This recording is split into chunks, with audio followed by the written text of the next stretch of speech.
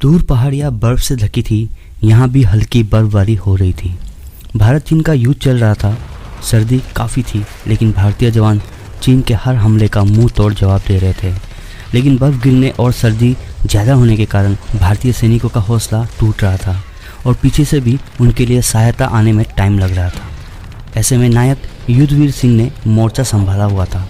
वो अपने जवानों की हौसला अफजाई कर रहे थे। भारतीय सैनिक एक एक करके मारे जा रहे थे। सैनिकों की रसद भी करीब करीब ख़त्म हो चली थी। रह रहकर चीन भी फायरिंग कर रहा था। उस दिन उस पोस्ट पर केवल 9 सैनिक रह गए थे। नायक युद्धवीर अंदर से परेशान थे, लेकिन वो सैनिकों का पूरा हौसला बढ़ा रहे थे। उनको लड़ते हुए पूरे 46 घंटे हो चले थे। सैनिक नींद और कमजोरी से भी भर चुके थे। तभी एक तोप का गोला उनसे थोड़ी दूर गिरा। जब तक वो संभलते तब तक उनके 3 सैनिक और शहीद हो गए। अब तो सैनिकों में भी डर का माहौल पैदा हो गया था। उनके शरीर में अब सर्दी की सिहरन दौड़ रही थी। अब तक केवल 6 रह गए थे। उनका तो हौसला अब बिल्कुल टूट गया था। युद्धवीर ने एक बार फिर जोर से भारत माता का नारा लगाया और सैनिकों का हौसला बढ़ाने लगे। सैनिक फिर पूरे जोश से फायरिंग करने लगे। जैसे जैसे समय बीत रहा था, बचे सैनिक कमजोर पड़ रहे थे। युद्धवीर ने बंकर में रखा आखिरी खाना सैनिकों को ला कर दिया, पर खाना थोड़ा था। उसमें सैनिकों का पेट तो क्या भरता, लेकिन उसको खाकर उनमें थोड़ी ऊर्जा जरूर आई। वो फिर जोश से चीन के सैनिकों को जवाब देने लगे। इसी बीच सैनिकों की गोलियां भी खत्म हो गई थी। तभी अचानक चीन की तरफ से एकदम भारी गोलाबारी हुई और बचे 6 भारतीय सैनिक भी शहीद हो गए। अब उस पोस्ट पर केवल युद्धवीर सिंह बचे थे। चीन की तरफ से गोलीबारी बंद हो गई थी, क्योंकि भारतीय पोस्ट से भी जवाब नहीं दिया गया। तो वो समझ रहे थे कि पोस्ट तबाह हो चुकी है और भारतीय सैनिक मारे जा चुके हैं। युद्धवीर सिंह चाहते तो पोस्ट छोड़ के नीचे अपने मुख्यालय पहुंच जाते, लेकिन उन्होंने कसम खाई कि वो पोस्ट नहीं छोड़ेंगे, चाहे जान चली जाए। वो कभी भी पीठ नहीं दिखाएंगे। अब बर्फबारी भी तेज हो गई थी और गहरा अंधेरा छा गया था। उस पोस्ट पर अब युद्धवीर सिंह अकेले थे। तभी युद्धवीर को लगा कि वो वहाँ पर अकेले नहीं हैं। युद्धवीर ने अंधेरे में देखा कि 2 आंखें चमक रही है। तभी आवाज़ आई और वो समझ गए कि ये तो मोती कुत्ता है, जो उनके मुख्यालय में नीचे रहता है। युद्धवीर उसे हमेशा कुछ खाने पीने को देते थे। वो भी युद्धवीर के आगे पीछे ही रहता था। शायद वो युद्धवीर को ही ढूंढते हुए उस तक पहुंच गए। मोती को देख युद्धवीर को थोड़ा साहस मिला कि वो अकेला नहीं है। युद्धवीर ने उसे पुकारा तो वो पूंछ हिलाता हुआ उसके पास आया। ठंड में उसकी भी हालत खराब थी। उधर चीन के सैनिक युद्धवीर की भारतीय पोस्ट पर आए और उन्होंने उस पर कब्जा करके युद्धवीर को बंदी बना लिया। तब तक युद्धवीर ने मोती को अंधेरे में छिप जाने को कहा, नहीं तो चीनी सैनिक उसे भी मार। लेकिन अच्छी बात यह थी कि चीनी सैनिकों ने मोती की तरफ ज़्यादा ध्यान नहीं दिया। चीनी सैनिकों ने युद्धवीर की आंखों पर काली पट्टी बांधी और उसे बंदी बनाकर अपनी छावनी में ले जाने लगे। मोती अंधेरे का फायदा उठाकर युद्धवीर के पीछे पीछे चल रहा था। काफ़ी देर चलने के बाद युद्धवीर को एक सीलन भरी कोठरी में डाल दिया। उसके हाथ पैर दोनों एक लकड़ी के खंभे के साथ बांध दिए और आंखों की पट्टी अब खोल भी दिया। युद्धवीर को बिल्कुल भी पता नहीं था कि वो कहाँ है। वैसे तो युद्धवीर इस इलाके को जानते थे। चीनी सैनिक भी बड़े चालाक थे। वे इसे इधर उधर घुमाकर ही लाए थे ताकि वो रास्ता समझ ना पाए। अंधेरे में युद्धवीर को समझ नहीं आ रहा था कि वो किस जगह और उसके आसपास कितने चीनी सैनिक हैं। अगली सुबह जब उजाला हुआ तो उसे पता लगा कि वो एक बर्फ के ऊंचे टीले पर बने एक लकड़ी के घर में बंद है और उसे एक लकड़ी के पिलर से बांधा हुआ है। सुबह कुछ चीनी सैनिक आए और उसके सामने बात कर रहे थे। युद्धवीर सिंह करीब 10 साल से चीनी सीमा पर तैनात थे, अतः उन्हें टूटी फूटी चीनी भाषा आती थी। वो चीनी सैनिक कह रहे थे कि वो आज रात युद्धवीर को टॉर्चर करके भारतीय सेना के राज पूछेंगे। युद्धवीर थोड़ा घबराया हुआ था और वो जानता था कि चीनी सैनिक कितने क्रूर होते हैं। वो उसे टॉर्चर करेंगे तो हो सकता है कि वो उनकी मार के आगे सेना के राज खोल दे। युद्धवीर ने भी प्रण किया कि वो मर जाएगा, लेकिन अपने राज इन चीनी सैनिकों को नहीं बताएगा। लेकिन रात होने में भी अभी वक्त था। उसने किसी तरह इस कैद से भागने की सोची। अब युद्धवीर भी थोड़ा अंधेरा होने का इंतजार करने लगे। आज भी बर्फबारी तेज हो रही थी, इसीलिए लगता था कि अंधेरा भी जल्द हो जाएगा। अंधेरा होते ही युद्धवीर सिंह ने हाथ पैर मारने शुरू किए ताकि अपने आप को इस कैद से छुड़ा सके। काफ़ी कोशिश की, लेकिन वो अपने आप को उस बंधन से मुक्त नहीं कर पाए। अब उनको इतनी ठंड में भी पसीना आ रहे थे। काफ़ी कोशिश के बाद उनके हाथ सफलता लगी और उन्होंने अपने हाथ खोल लिए। वो दरवाजे के पास आए तो उन्होंने महसूस किया बाहर 2 गार्ड ठंड की वजह से सिकुड़ कर सो रहे थे। युधिष्ठिर ने सावधानी से दरवाज़ा खोला और पहाड़ी से नीचे उतरने लगे।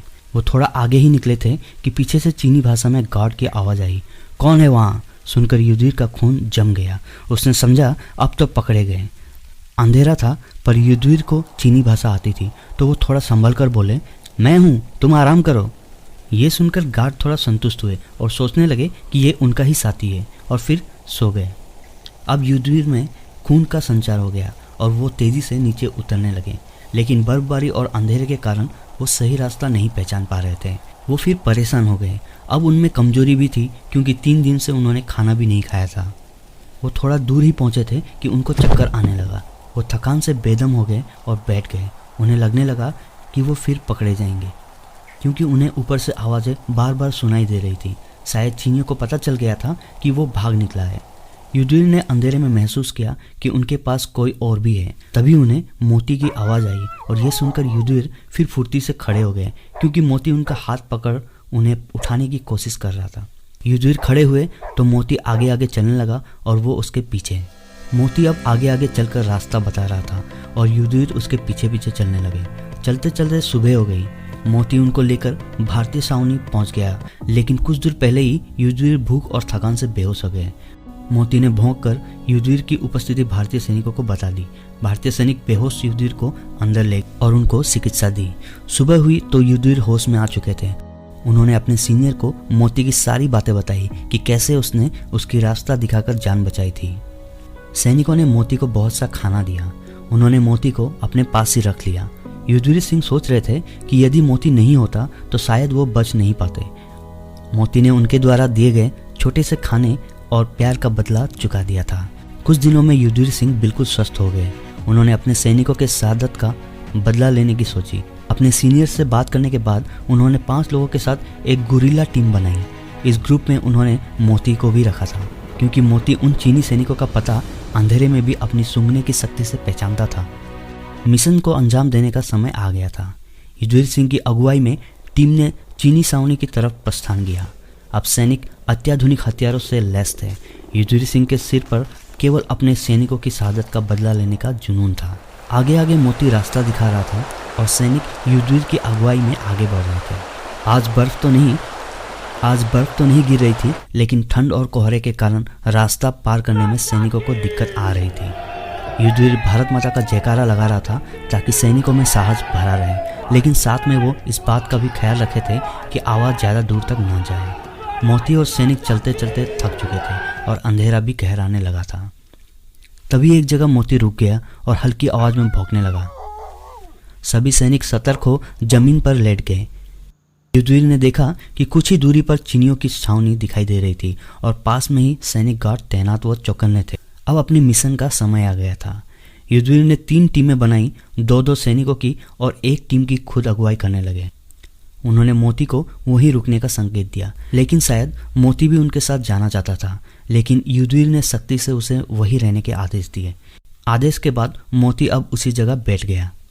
अब हर टीम में 2 व्यक्ति थे। तीनों टीमों ने उस चीनी छावनी के चारों कोनों को छान मारा, लेकिन उन्हें हथियारों को रखने की जगह नहीं मिली। युधिष्ठिर सिंह का लक्ष्य था कि किसी तरह यदि उनके हथियारों को नष्ट कर दिया जाए तो चीनी सैनिकों की रीढ़ की हड्डी टूट जाएगी, लेकिन उन्हें सफलता हाथ नहीं लगी। फिर अपने बताए स्थान पर इकट्ठा हुए। समय बीत रहा था और उन्हें डर था कि यदि चीनी सैनिकों ने उन्हें देख लिया तो उनकी जान की खैर नहीं। सब लोग परेशान थे। तभी युधिष्ठिर की नज़र मोती पर गई, जो अभी भी उसी स्थान पर चुपचाप बैठा था। युधिष्ठिर को एक उपाय सूझा।